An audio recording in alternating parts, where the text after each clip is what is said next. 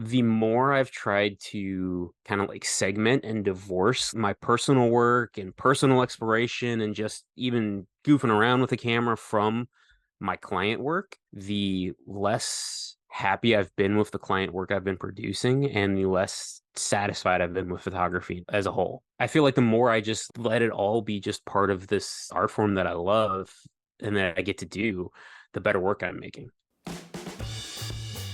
Welcome to episode 418 of the Beginner Photography Podcast, brought to you by CloudSpot. That's right, the all-in-one solution to deliver and even sell your photos online. I'm your host, Raymond Hadfield, and today we are chatting with photographer Stephen Wallace.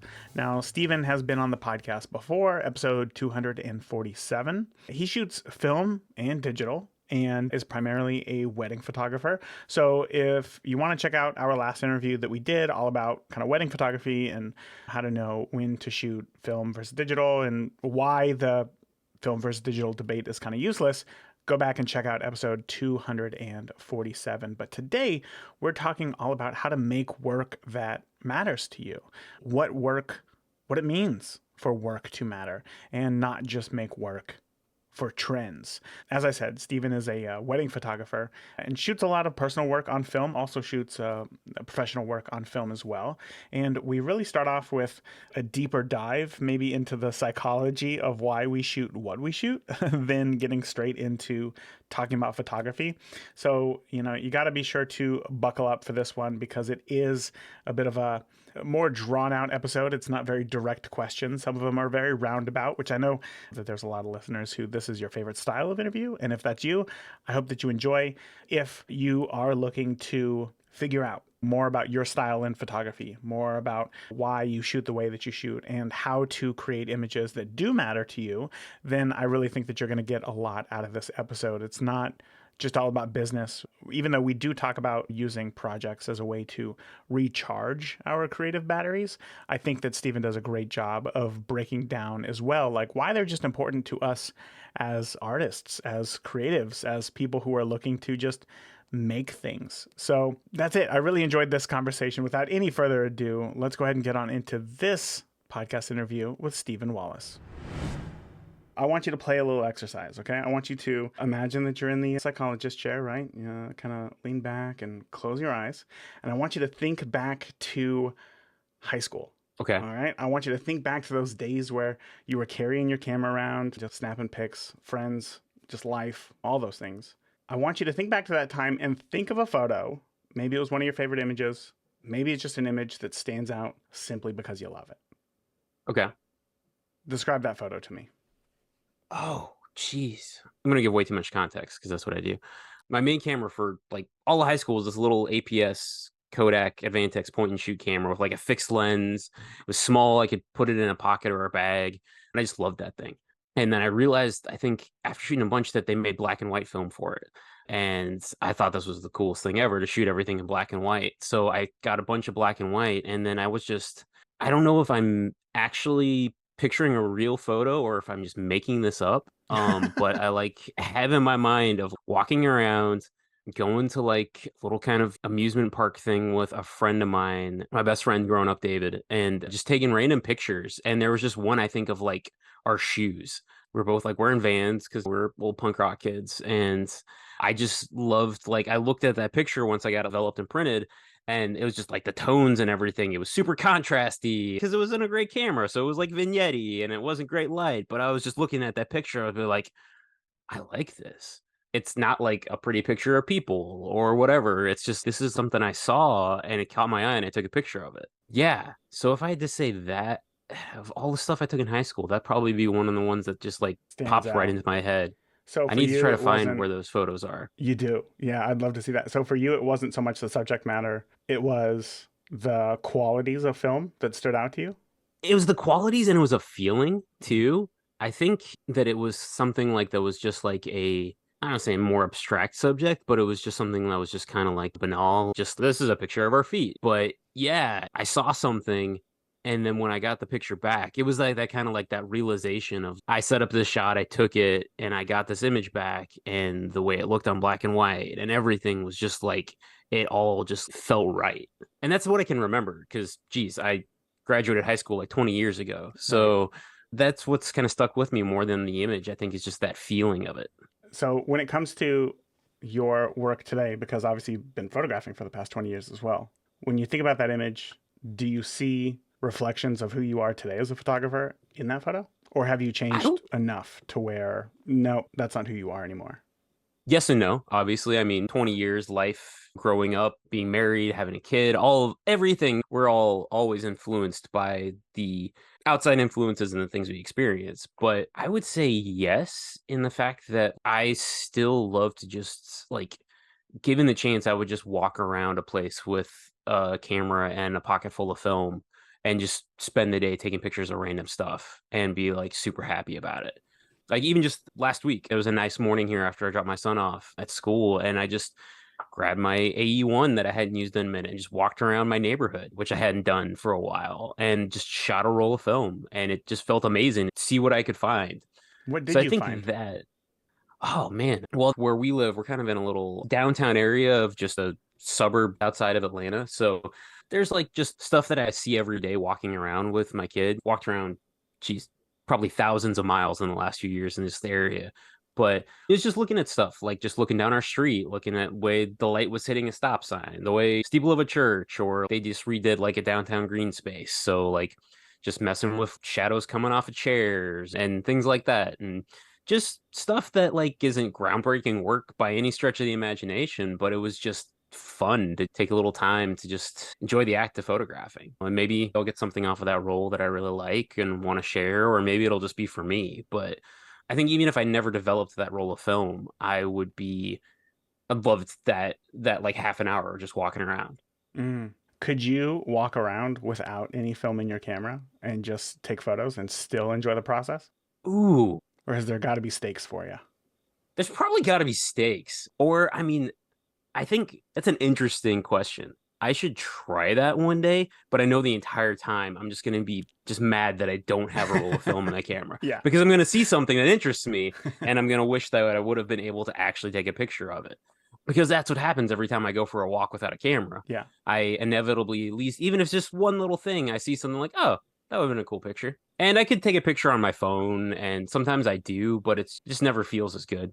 Yeah, that's so interesting because clearly that's some sort of mental block, I guess, for you. Because if you had said, man, this was a great time, in the way that you were explaining it to me, I was like, man, this sounds wonderful. But then you said, if I ever get those photos back, and that's such a strange concept, I think, to a lot of listeners, that you go out and you shoot these photos and you had a good time and you're talking so highly of it, and you haven't seen a single photo from it. You have no idea. In fact, the photos may just come out completely underexposed, ruined, but you still had a great time of that moment. But knowing that if there wasn't any film in that camera, and you'd still have the same end result essentially on both sides. If Yeah. you never get it developed or if there was no film in the camera, it still changes the perception of it, which is really interesting.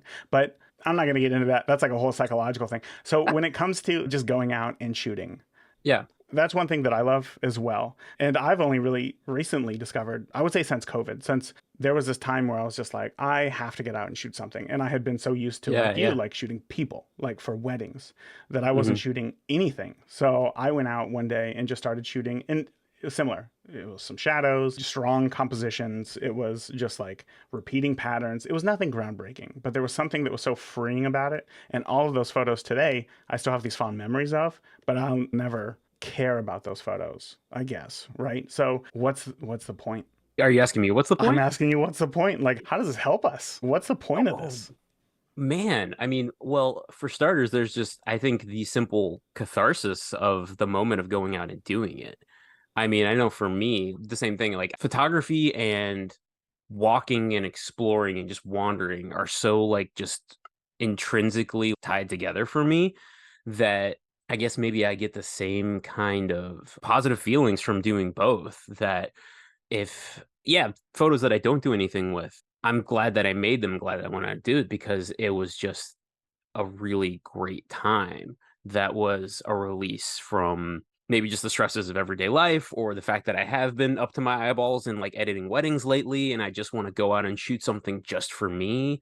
Yeah, I don't know. I mean, there's, geez, well, again, talking about things that we don't have time to unpack. You could get into people like Vivian Meyer, who shot thousands of rolls of film and did almost nothing with any of them. Like many of them left undeveloped for her entire life. Yeah. And you have this incredible body of work that she didn't do anything with. Hmm. And I think for her, it was just a simple act of going and looking through a lens and hitting the shutter button. There was something in that for her that was profound and cathartic and essential to who she was. That the end result, I guess, that taking that, snapping that picture at that moment was the only result she needed. That's so fascinating. I feel like we live in a time where, and maybe this is just an American thing, but it's like everything that we do has to be productive in some way. It has to be working towards some sort of goal. It has to Yeah. benefit us in some way, even in the things that we do to relax.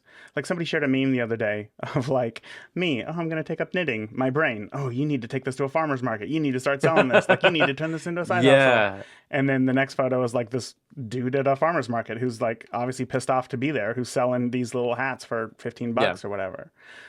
When it comes to taking personal work, just going out and shooting, I'm not talking photos Yeah. of kids, family, stuff like that. Do you feel any, maybe not a need to post, but do you feel any, not regret either, but like if you don't share the photos, do you feel like that there's a missed opportunity there? Maybe sometimes, but I don't know. I mean, there's been times where I've just gone through even stuff that I've developed and scanned and may have even just forgotten about, just had it sitting in Lightroom for a year or two or whatever, that I've found from a random photo walk or something years later and be like, hey, I really like that photo. I want to share that. That I enjoy the fact that I can kind of rediscover images that I never did anything with. Yeah. Do you do that often? Do you go It, back through your, well, I guess it's different when you shoot film and develop it much later, like holding on to Yeah, it for a totally. I while. mean, there's definitely that. I mean, I absolutely do. And I found myself doing that a lot more during the height of the pandemic when Mhm. I couldn't go out and couldn't travel as much, couldn't go back to Canada to like photograph amazing mountains and stuff. I was going back through past work a lot more even because I didn't have new work to share. I didn't have new work. So I spent a lot more time kind of sitting with past images, which I every time I do, I find value in it and discover pictures that I never did anything with, or just kind of learn something about that I maybe wished I would have done different in that photo, or that I really liked about that photo, or just learning in general from my past stuff. Like I said, every time I do it, it's worthwhile. And I don't do it nearly enough. That's something that my wife, she's also an artist, she always is telling me, you need to just find time to like sit with your photos Mm. and to look through stuff and to just kind of, whether it's curating certain images or just working on what you have and reflecting on it. And I want time to do that more. And unfortunately, I don't. Like I've had a couple weeks off from shooting and editing. I've got a wedding coming up this Saturday and then going to be gone up in Banff for an elopement after that. And then fall wedding season is in full swing. So I'm not going to have any free time basically coming up. So I feel like there's that thing of, well, you're doing something to relax. And so for me, it's like different than the regular editing and workflow and stuff. Okay, cool. This is cathartic. I can look through stuff. I can have go my own pace with it.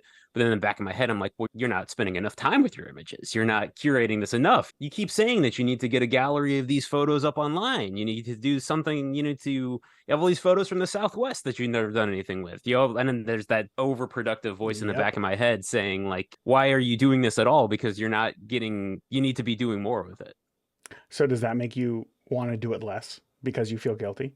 Sometimes I do, and then I don't know, man. I think maybe it's just the stage of life I'm at right now in the last few years of pandemic crazery, slowdowns from work, having a 4-year-old now, and just all of it. I don't know. I've been able to let go of a lot of stuff that previously would have really like been eating at me.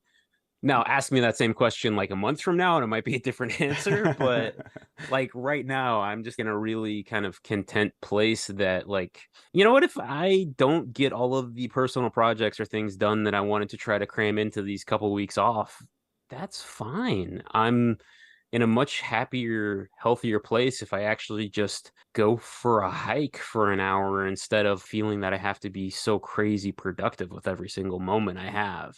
And especially for me with the pressure of like when my son is in school, this is my main work time is Yes. these 3 4 hours a day when he's not home that I'm, not taking care of him.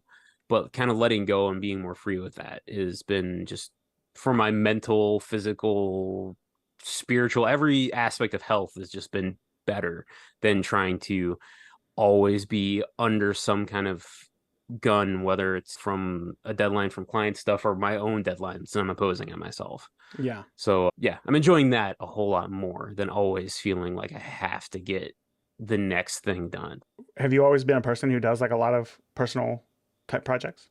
I've always been a person who wants to do a lot of personal type projects. You and me both, man. Yeah, man. I always feel like in the back of my head, I have a list of a bunch of them that I want to do, whether it's photography related or just cleaning up my workspace or just trying to go and finally finish painting that piece of trim in the house that we've been in Yes. for like 8 years that I never got around to. Yeah, I feel like I always have something that I could be doing. And that's definitely been a thing in the past of like that nagging like guilt of I always need to be productive and moving and doing something. So So slowing down from that has been really helpful. I guess that's where I was going with that is that now that you're slowing down, do you find that the ideas that you have for personal projects are shifting to be more meaningful, more impactful, more bigger, more whatever? Huh. Or do you find that you still have just as many projects now, you just kind of throwing them off to the side? Probably a little more the latter than than the former. I wish I was so thoughtful that I would transition into like some of those projects being more like, okay, well, this is going to be a more long term. This is going to be something that I want to have done in the next 5 years. Mhm. I just don't think that far ahead with my work, and I wish that I did. But yeah, I think it's just more of just being able to let go of some stuff and like get to it when I can, but focus on what I can be present for right now. Sure, of course. Well, when you do get time to go out and shoot, like you said, I mean, when you went out and shot, you shot because you had taken your son to school. Now you're on your way back and you have this time, this open time freedom to just kind of be able to explore yourself.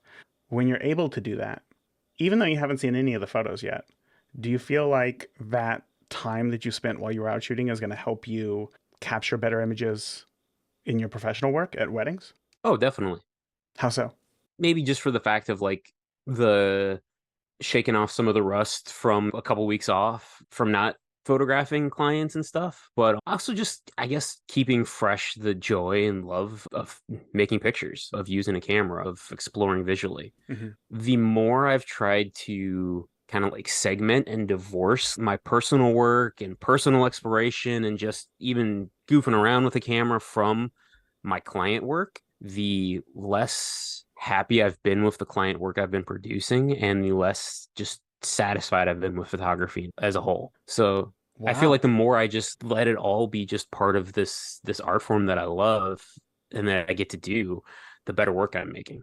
So, for you, like when you go to a wedding, do you feel a pressure to take images that specifically are going to please them? Or are you still thinking in your head, ooh, this is interesting. I'm going to shoot this. Ooh, this is interesting. I like this. I'm going to shoot this.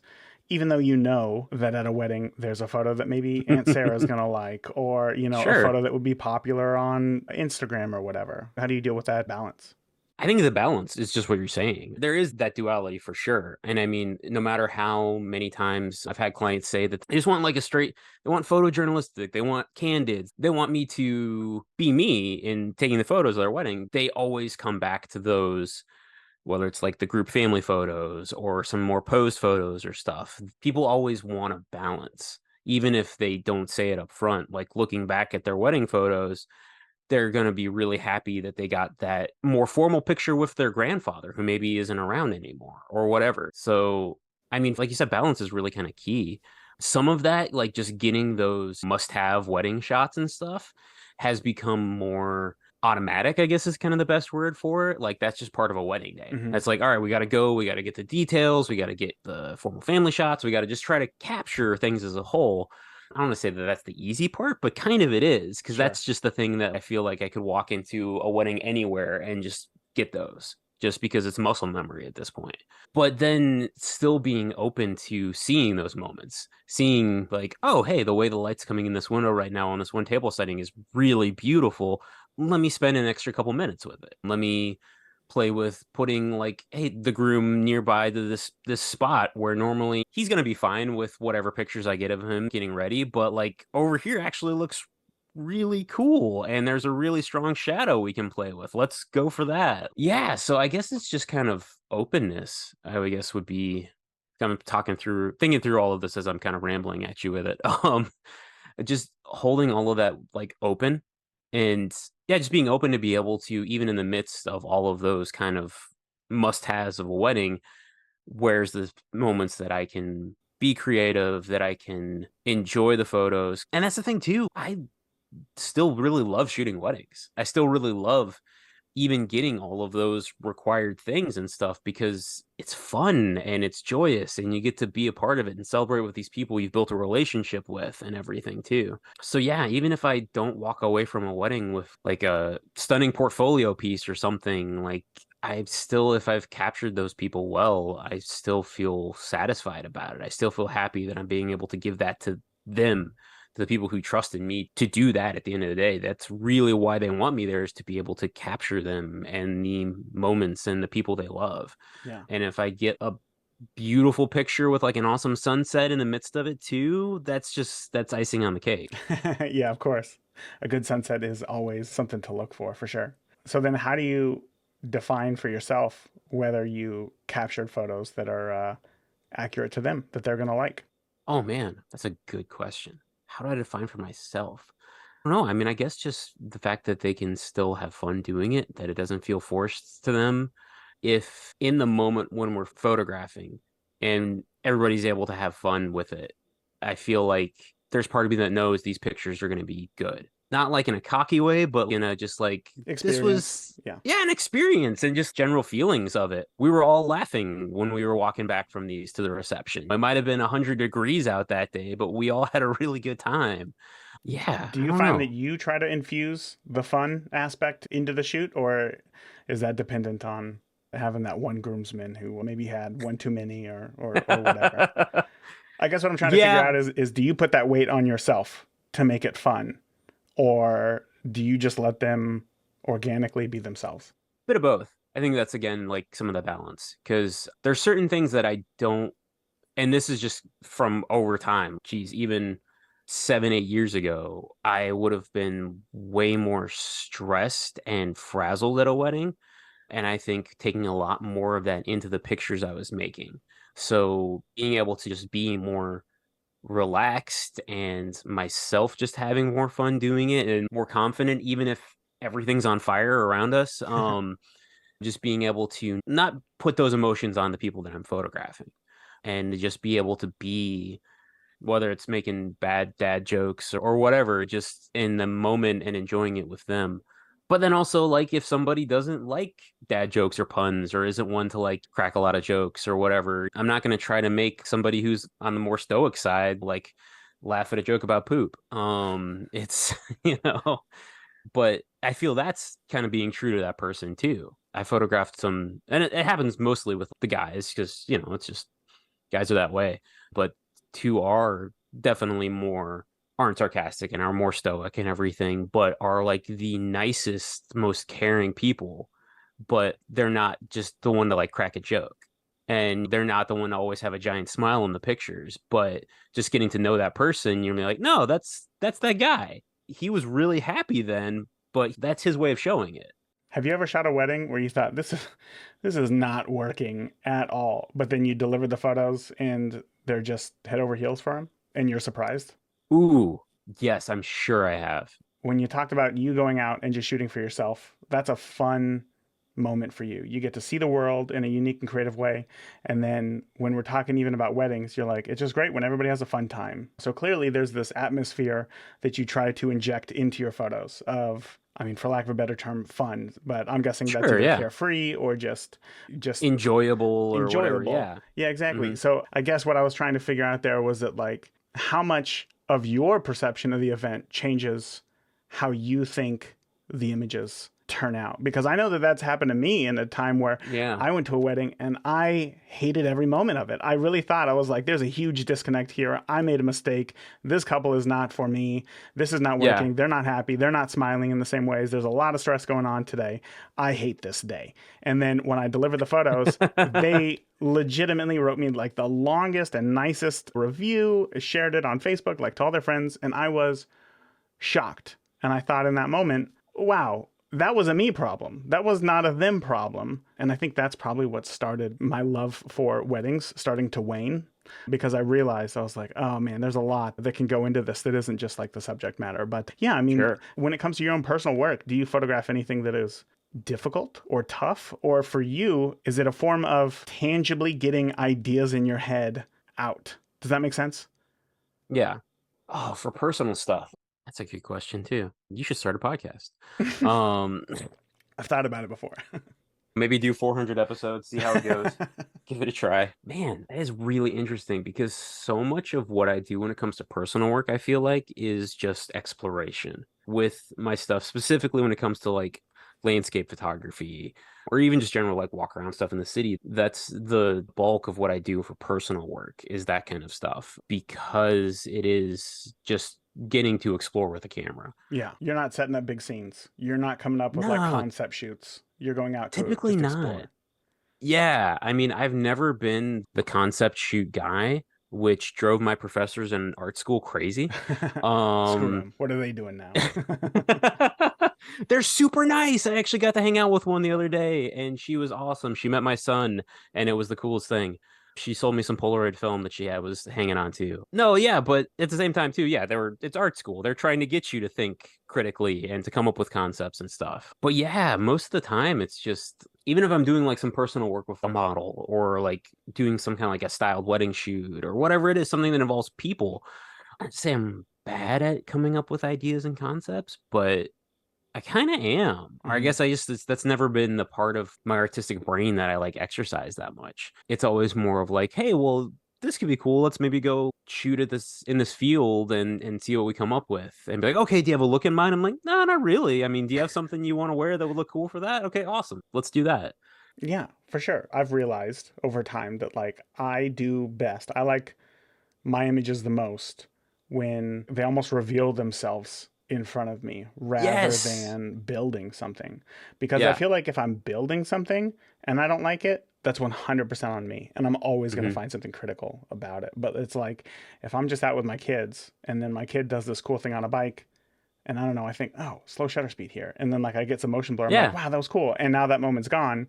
And well, it is what it is. And there's something that Yeah. I find more satisfying in that. Yeah, and I don't know, it's really interesting, but I know that a lot of other photographers are the type of creative thinker that come up with these huge, massive ideas. And I guess when it comes to being a new photographer, that to me was like the thing. I thought that I had to create this huge, big portfolio and ideas, and I had to be good at all these big things, setting up ideas and shoots and challenges. Hmm. And that's not who I am, but it took a long time to discover. So, if that's the case for you as well, how do you know if your work is meaningful to you, your own personal stuff? How do you know if you like it? Oh, wow. Okay. Well, I'll answer that in a sec, but I just completely same page on that whole idea of working conceptually and big ideas and stuff. And I have a really good friend here in town, fantastic photographer, Jordana Russell. She is just brilliant at concepts and ideas and fashion. And basically, it's just the moment she blows up, she's going to blow up because Mm. she's that good. And she's that good about thinking about like these big ideas and scenes and we've like collaborated on some stuff sometimes and I think I probably drive her nuts because she'll have all these ideas and be like, yeah, that sounds cool, or like, yeah, whatever, if you got an idea, let's roll with that. I can see Because myself it's saying the exact same thing. It's like, yeah. yeah, nice. Let's see how it works. Let's Yeah, go. that's awesome. And I have some friends, like a good friend of mine that I got to know because she like modeled for me one time and we've shot together probably like geez, half a dozen times or more over the years. And I actually got to photograph her wedding last year. And it's whenever we shoot, she just knows at this point that I'm just kind of like, yeah, we'll do this place and maybe these kind of looks. And then in the midst of just walking around, I'll be like, oh, okay, stop right there. That looks cool. And we work together really well because she's in the same kind of thing of like, yeah, let's just figure it out as we go. Wait, when that moment happens and you're like, hold on, stop right there. This looks cool. What's that next step? Because obviously, if you didn't build this whole thing, is it in my head? I'm thinking, oh, let's use a interesting composition or light or color or something Mhm. here and then try to make something out of this. Is that what you're referring to? Or something more along her lines as a model, like her pose or whatever? Oh, I think both. Sometimes it's just like the way that she might have been walking or moved or something, or definitely like the location or the light or something. And we'll come around the corner of a building and be like, oh, awesome, the sun's coming through, like just fantastic. I think this could be really cool. Let's give it a try. Hmm. But yeah, I mean, it's definitely a bit of both. So then, do you think if you are more of a, I guess for lack of a better term, reactionary shooter than a builder, do you think that your images that you love have less meaning, knowing that there was a lot of happenstance that had to come together for that image to be created? Ooh, I don't think so. I don't feel like that's the case. I mean, I don't feel like, not to ever take anything away from the shooters who are very, very conceptual and very constructing and building something. And Of I course. know how much goes into that. But no, because those images that they've spent all this time like building and creating this concept, this world, a scene, those pictures, that art matters because it matters to them. I think first and foremost, the photographer, the person making that image, that vision resonated with them somehow. And so I think in the same, by like the same token, like me going out and just going for a hike and trying to see what I can find in an area and taking those pictures, or just walking around with a friend and taking her pictures in the city or whatever, those images I feel have value because they resonated with me. They meant something to me. They meant something for me to want to click the shutter and make that image and then work with it afterwards. And yeah, I connected with it and somehow. Yeah. So I think that there's merit in that.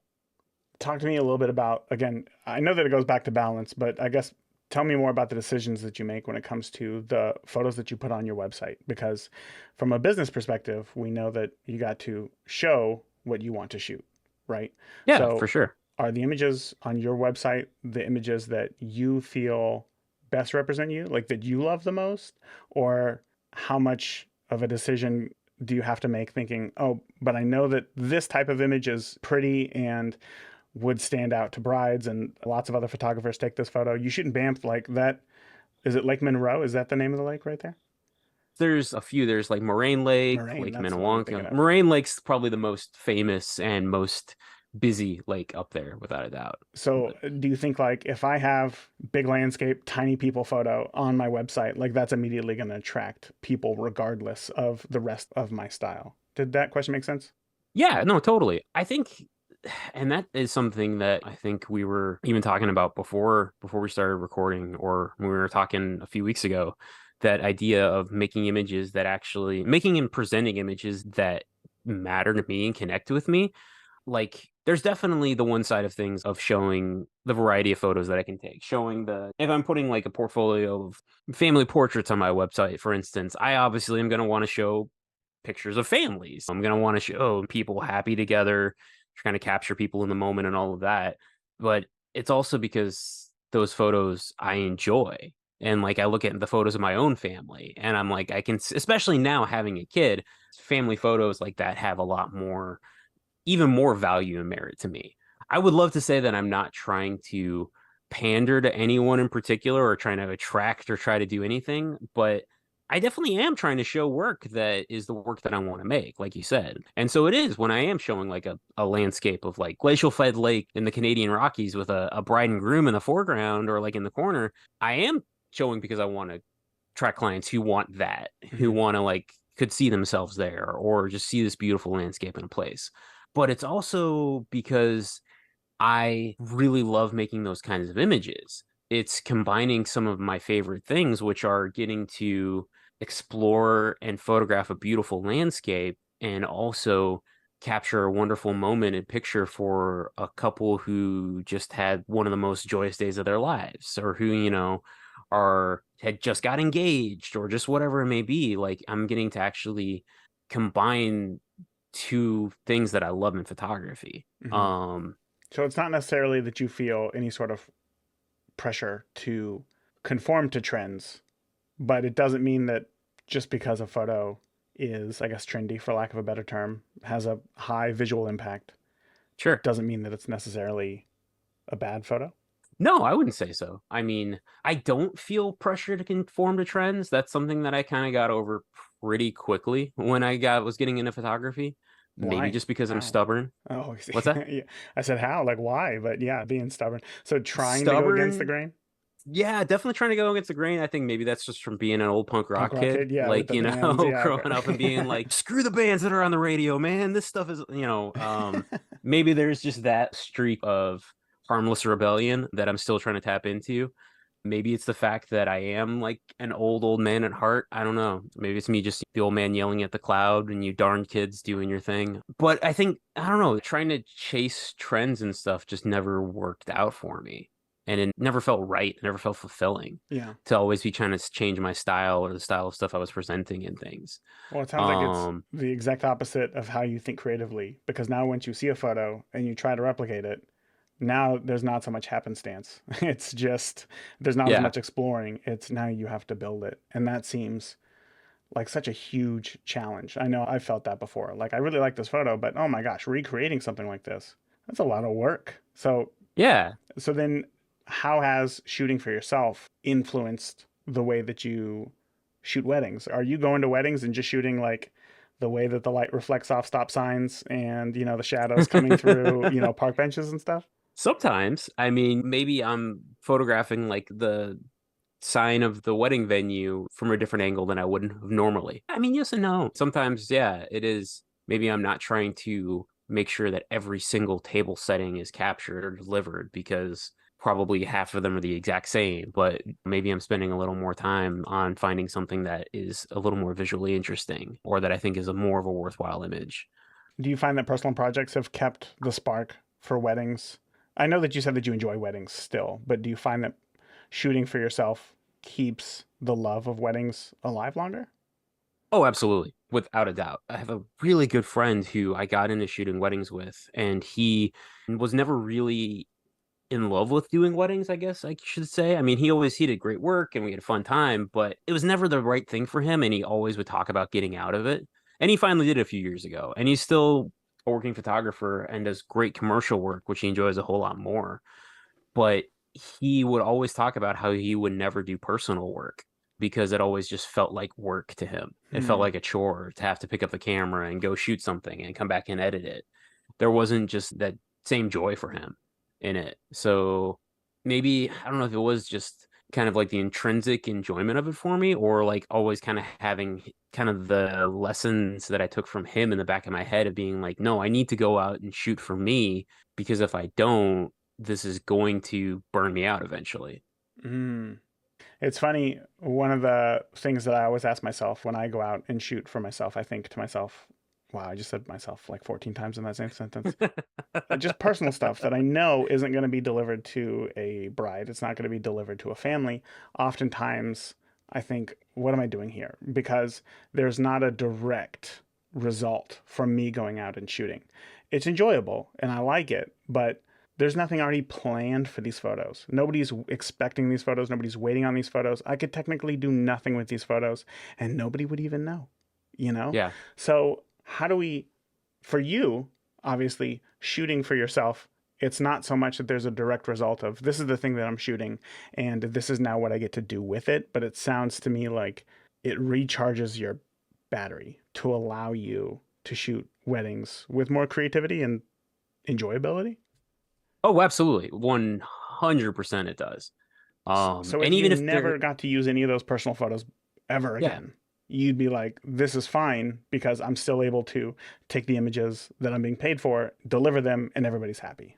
Yeah, I would say so. I mean, I would like to say so, but there's definitely a part of me that like there are images that I take, specifically like a lot of my landscape photography that I want people to see, whether anything ever comes after that, but I just enjoy sharing those photos. But also at the same time too, like yeah, the simple act of going out and just making those pictures is very much recharging and gratifying and cathartic and everything too. Most recently, aside from this time where you just, no, you know what, forget it.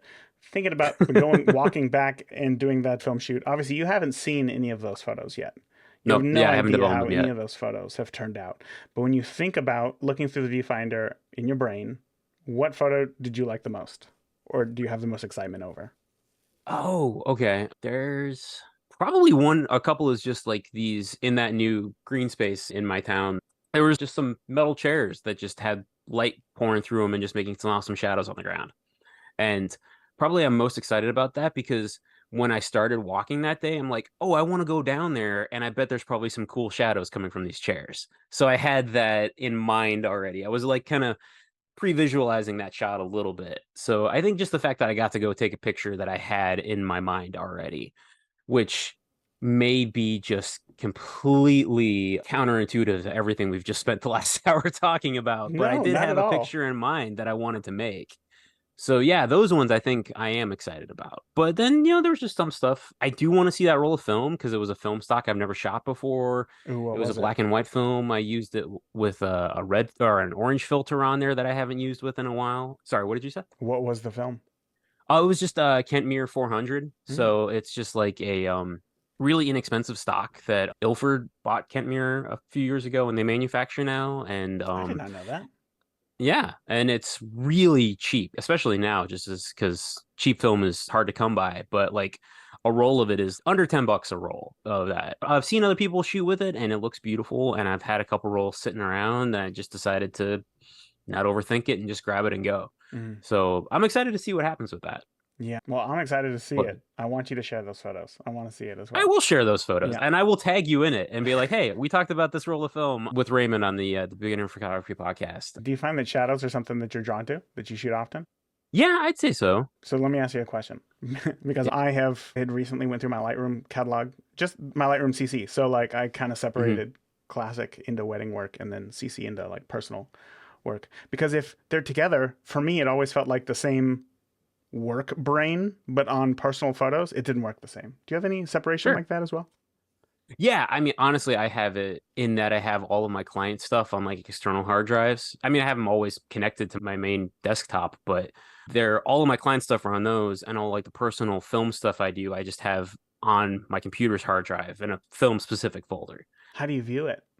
Oh, just all in Lightroom. They're all in the same big Lightroom catalog. Oh, I But see. when I go down and look through the folders, I'm like, oh, okay, cool. All the stuff that's on this USB-G drive is client stuff, and everything that's on this film scan folders is more for me. Gotcha, gotcha. So I had been looking through my photos recently and I discovered that like over the years, I've taken a lot of photos of shadows. And why? I'm not sure. I don't know. I don't know. But I started putting them in a collection by themselves. And I don't know if anything will ever come of it, but it's interesting now seeing it's like I'm not going out and creating a project to shoot, but it's like I'm still kind of creating a project, like I'm Yeah. assembling it, which has been very strange. And again, maybe it's just my American brain that says like, but what am I going to do with this? And I haven't figured that out yet. That's one of the things I love about this art form in general and those found images in your own body of work. Even if you don't do anything with this, just for yourself, you're curating a body of work. And you have been over the years taking pictures of these shadows and stuff.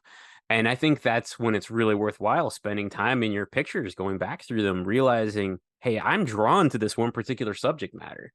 And I think that was one of the most useful things that I got out of art school and the education that I had in that was not necessarily having to have great grand concepts, not having to go and like make a picture be a movie set like Gregory Crutzen and all these super like high concept photographers, but actually looking at what I'm drawn to photograph and trying to understand why and trying to actually just get that more self-reflection and be more aware of why am I making this particular type of work just for the fact of knowing myself better as a photographer. I think that's worth it, even if you never do anything with that collection of shadows. You're learning more about yourself.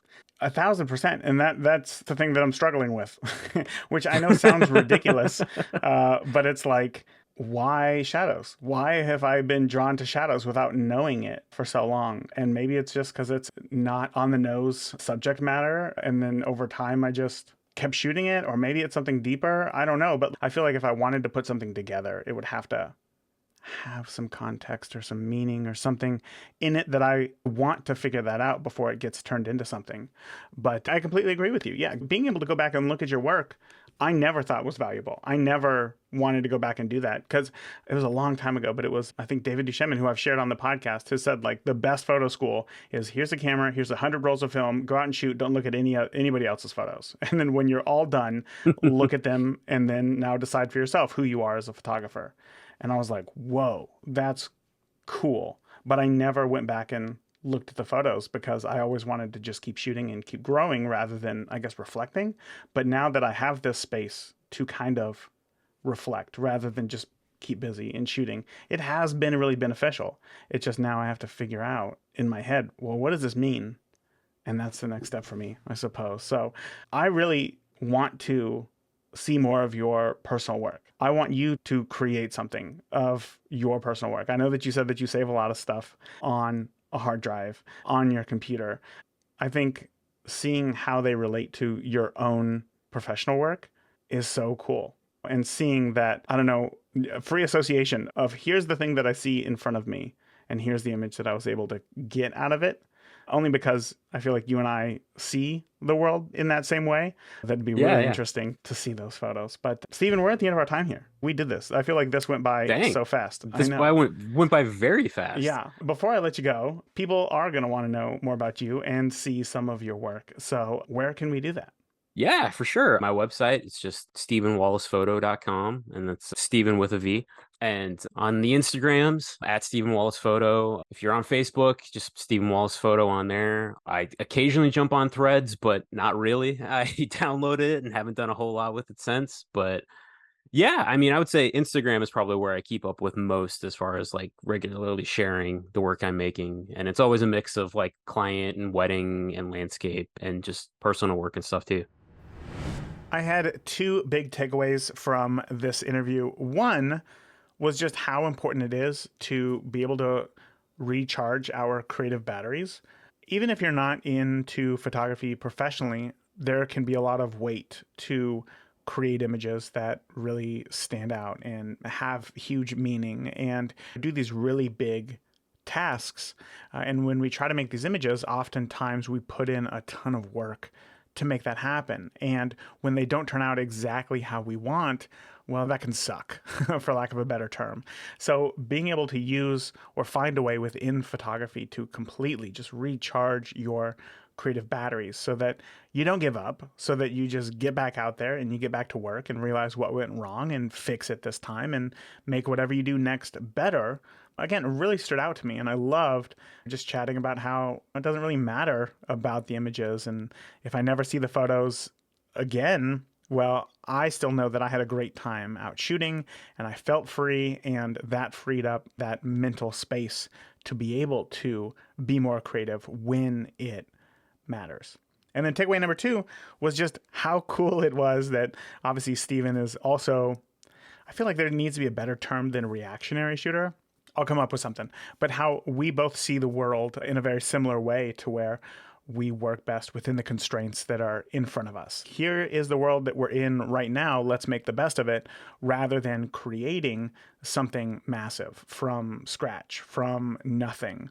So hearing that another photographer sees that way was great, but also just that doesn't, in Stephen's eyes, illegitimize the value of those photos. That just because you captured it while you're out and maybe it didn't take a week to put together or even an hour to put together, that you just kind of saw it, you snapped the photo, and then you really like it, doesn't make it worth any less impact to you. But it can still make a difference in who you are as a photographer and the way that you see and interact with the world from a creative perspective. So I really appreciated that because that is something that I do struggle with. How valuable can this thing be if I know that it didn't take very long to create? So again, that was one of the biggest takeaways from me. I would love to hear your biggest takeaway in this episode today with Stephen Wallace. You can share it with me in the private, free to join Beginner Photography Podcast community. We have a whole chat dedicated just to podcast interviews. So if you have a question or a comment about a specific interview, you can come on in, share your thoughts, chat with others as well. And again, share your biggest takeaways and continue the learning process after the episode is over. Oh, you can join the group by heading over to beginnerphotopod.com/group. Again, beginnerphotopod.com/group. Or if you are already a member, you can just head to community.beginnerphotographypodcast.com and then you are in. But that is it for today. Remember, the more that you shoot today, the better of a photographer you will be tomorrow. Talk soon. Thank you for listening to the Beginner Photography Podcast. If you enjoy the show, consider leaving a review in iTunes. Keep shooting, and we'll see you next week.